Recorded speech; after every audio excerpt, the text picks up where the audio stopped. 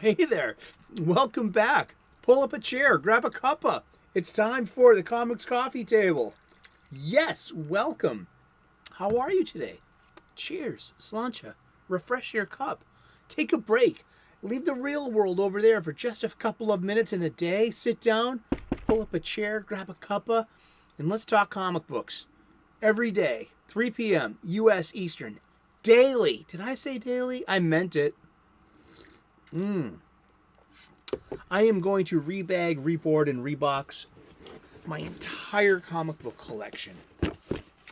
Along the way, I'm going to get a ballpark figure of how much they're worth and also get a sense of grading them using the 10-point grading system that's pretty much a standard in the industry. So, these two books were given to me by my parents for Christmas. Therefore, this season is dedicated to my parents. There are links in the description to the Amazon pages for both of these. You can play along at home. We're going to jump right in. Just get to it.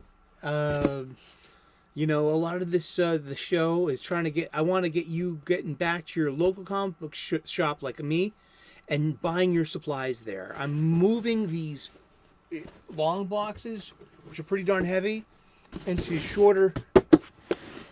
the short boxes, which are a little lighter in theory. I don't know, one of them weighs about 30 pounds, it feels. It has a couple of hardcovers in there too.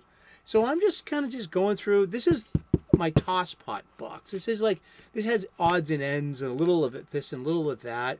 Usually my comics are filed and dedicated long boxes to publisher. So I have DC long boxes. I got Marvel long boxes. I definitely have one full image long box, and inside there it's usually done alphabetically as well, with the exception of the DC Crisis long box, which is done in what I call a holographic manner. You know, it doesn't matter when its publication date was. It matters in the curation of the overstory. And it was a wonderful, wonderful thing I had going for over 20 years. Its time has come. I need to, rebag, reboard, and rebox all of those comic books, everything. And I'm getting my supplies at the local comic book shop. I'm not using the online supply chain with the free shipping and the built-in TV network that we all, a lot of us have. And but I could be getting the MyLights I want through that. I could be getting a discount. I could be definitely getting free shipping and delivery. But no, I'm going to go to my local comic book shop, my LCS.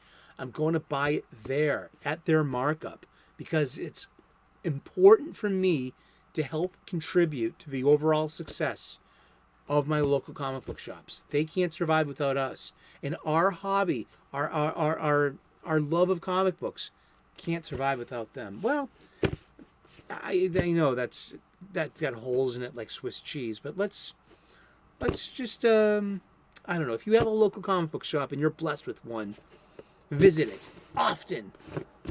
Redistribute your personal wealth there with them. Why not? So yeah, let's just pop the top off of this bad Larry. I'm going to start at the other end. Whoa. Lego instructions. I had a Lego phase, man. And here it is. In 2015 for Christmas, my mom got me something I always wanted.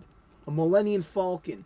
She got me the Force Awakens edition, but still, I had the best time building this. I found a peaceful spot in the morning over coffee.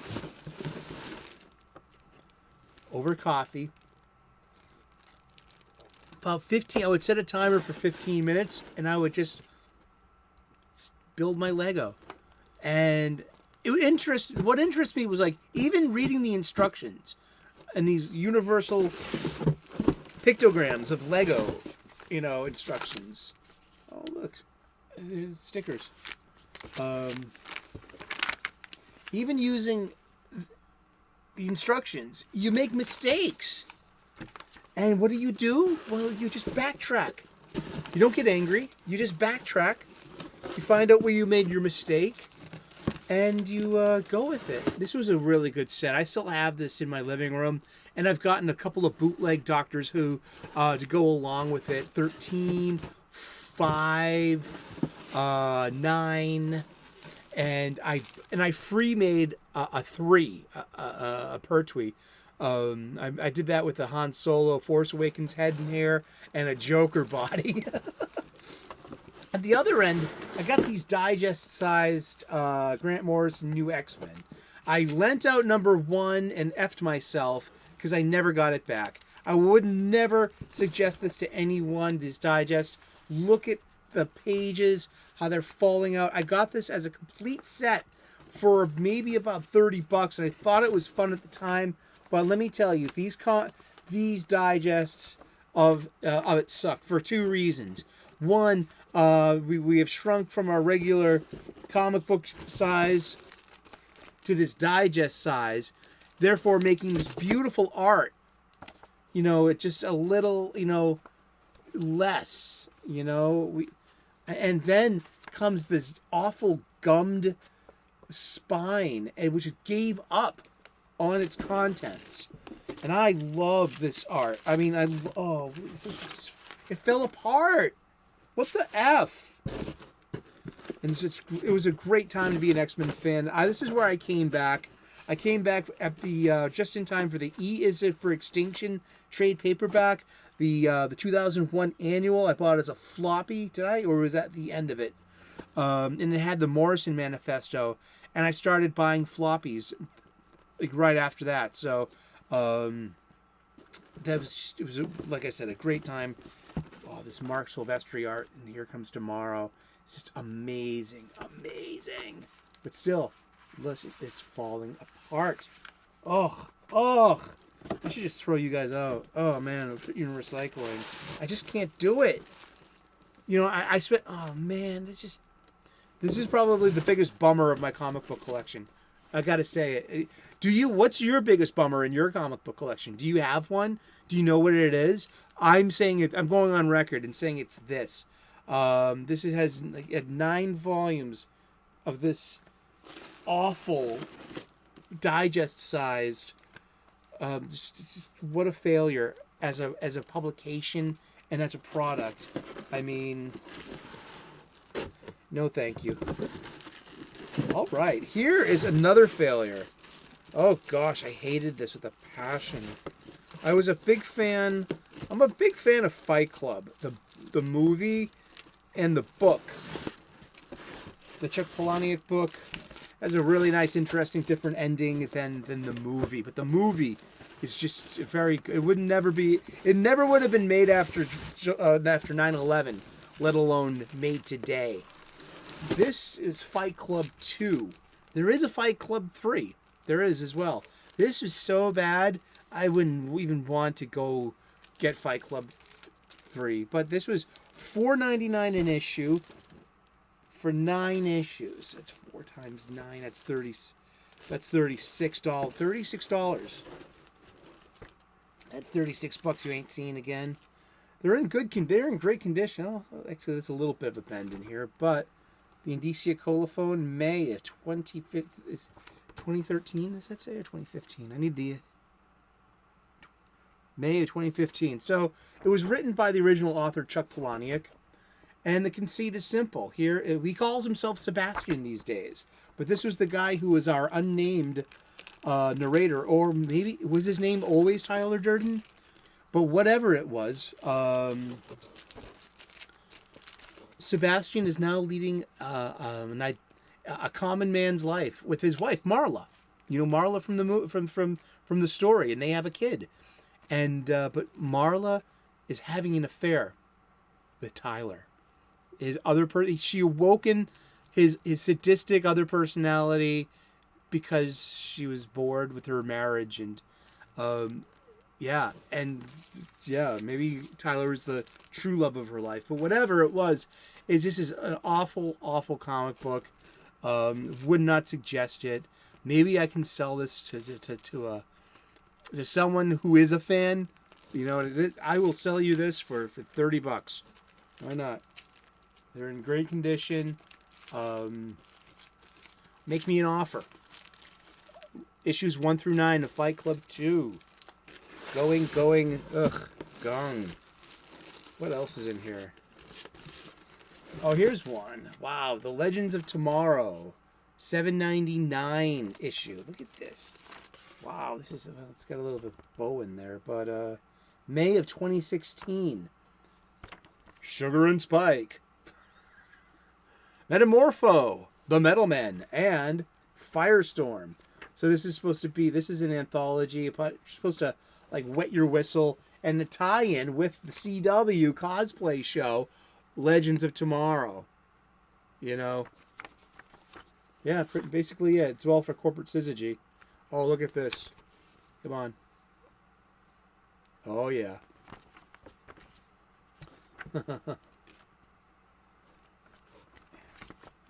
Just checking out the ads here. Indeed. Yeah. Let me put you back. I mean, well, I picked it up.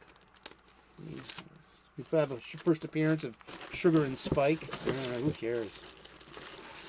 What else we got here? We got some Dark Horse comics here. We haven't showed a lot of Dark Horse comics, but yeah, I borrowed this off a friend, and they were, like, oh, you can keep those if you want. So yeah, I mean, just this is Prison Ship Antares, and hot girls doing hard time in outer space. It was supposed to be it's supposed to be like Grindhouse. Yeah, that had a momentary popularity. It was the Quentin Tarantino, Robert Rodriguez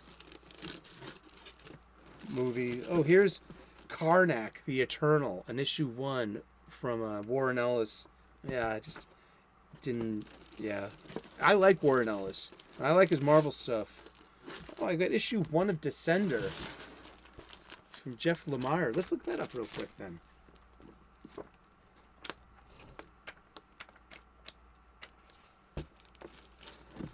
That's on Image Comics. Image is a distributor, not a publisher. Or something. I don't know.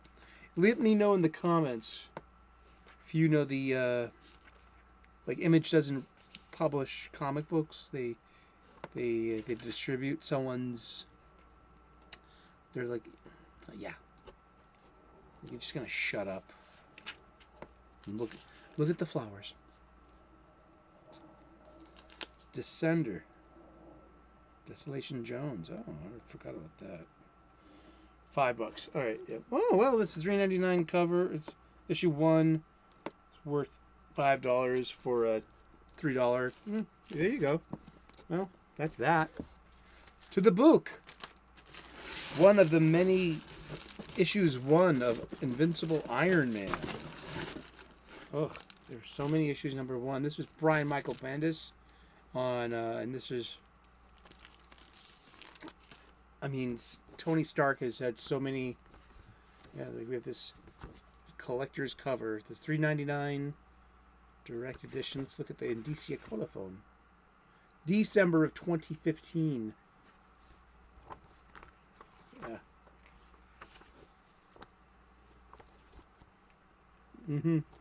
Yeah. Kind of boring. Sorry. Didn't catch my attention. Oh, here's an interesting one. Oh, Kyle Rayner as the White Lantern. Indeed. Oh,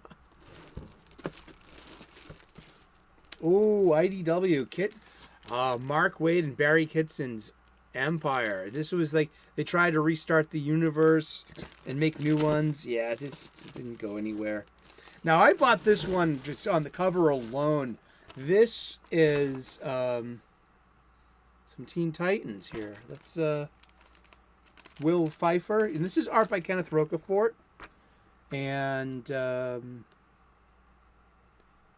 Alex Gardner did the movie poster. This is the Lost Boys homage.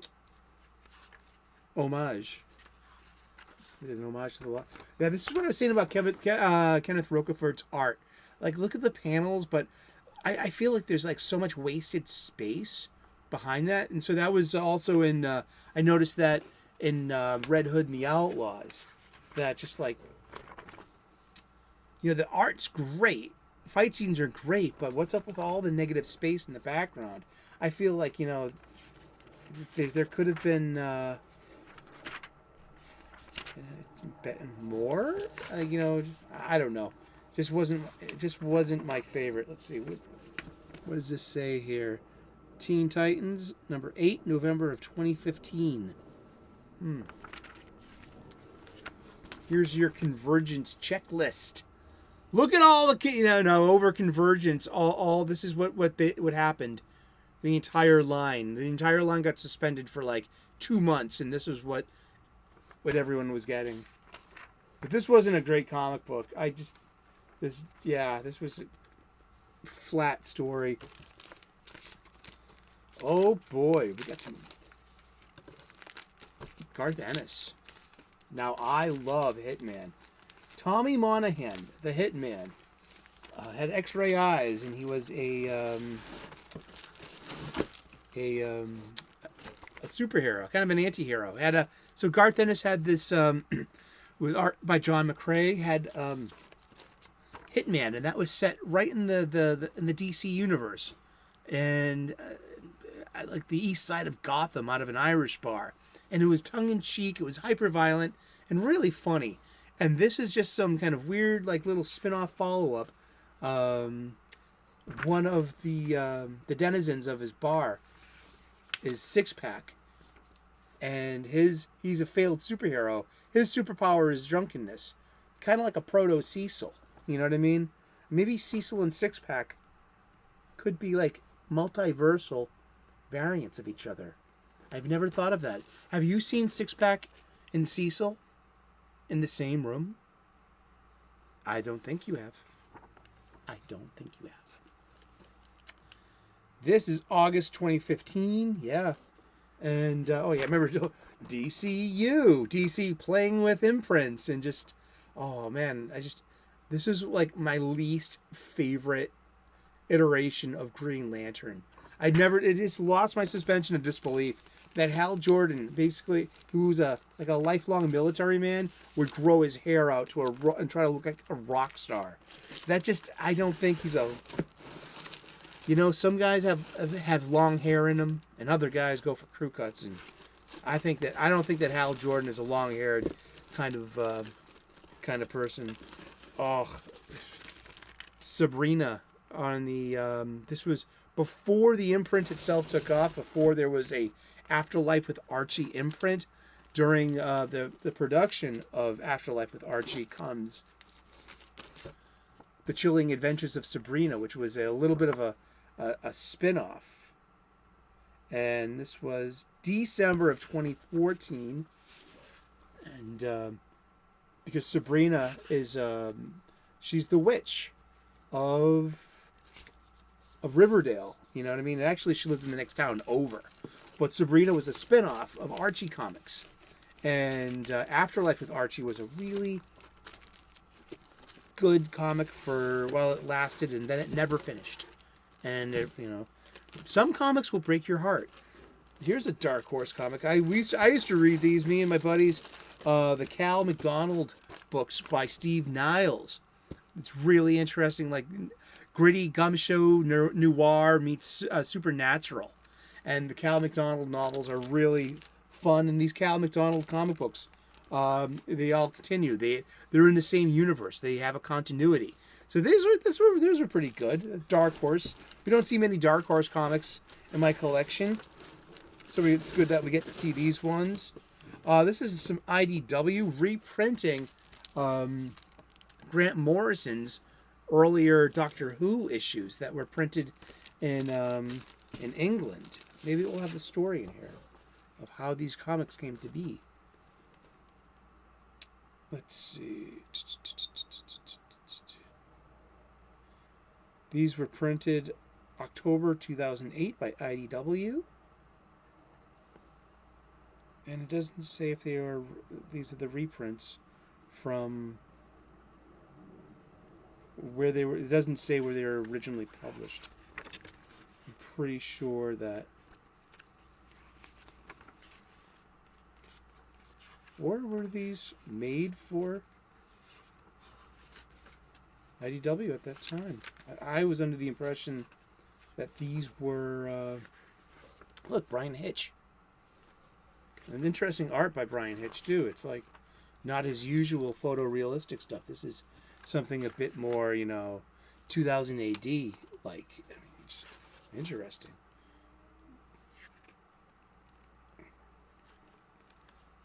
But yeah. John Ridgway. Yeah, wow. Look at that. That's old school. I would love to know a little bit more about this, because the next book that we have as well is from Boom Studios. I never finished it. There's just 6 issues, but it had my attention, and it was the BBC, the British Avengers, Mr. Steed and Mrs. Peel, and this was some Grant Morrison that was reprinted by Boom Studio. Looks like B&DC colophone. Shall we? I think we shall. They're in great condition. It's just that they're horribly done. These are. This was released in 2012, but it doesn't share its original publication. I mean, yeah, this is just. It's really. It's not that good, and I watched enough Avengers as a kid growing up. And yeah, and I guess it speaks for itself that I didn't finish. I didn't buy them all. Ooh. Oh, we'll finish today with some Warren Ellis. Why superheroes wouldn't fit in the real world. He did a superhero trilogy on Avatar. We covered Super God the other day. Well, this is no hero, and it's kind of like what happens when a group of superheroes. This predates the whole notion of the social justice warrior as we say it today. This is issue $0, just a Juan Jose Rip. Oh my gosh, this guy makes gruesome, very awesome art. But it's about its inception point in history where it diverges is here, June 6th, 1966. And that's when, and this is about, this is at the civil rights age. And so here comes the front line, this group of superheroes that emerge in the Haight-Ashbury of San Francisco, and their superpowers are derived from like an imaginary LSD, a psychoactive that like will unlock your true potential. And then flash forward to the 2000s, and the front line is now like the superhero squad of the that keeps order in the world. Well, the rest of the world gangs up on them, and covertly they can't be taken down by direct means, but what the rest of the world does to get rid of these superpowers, and go back to a normal existence, is to have a complete criminal psychopath enter, be enrolled, recruited by them, with the outward appearances of being a wholesome, all-American kid, and he was a sleeper agent, and he destroys the team from within, and it's really hardcore and gruesome, and it's really good. And now this one is called Black Summer. Here's issue 0. Yeah, I love issues number 0. You know that. And it just sets up the tale. This is about a superhero team. They're all cybernetically enhanced, and they're called the Seven Guns. And each one they're like a Power Rangers team almost. The 7 of them. And each one, here's the Hulk one. Here's the motorcycle babe. There's the Mercury, the Flash. There's the Batman, John Noir, the detective.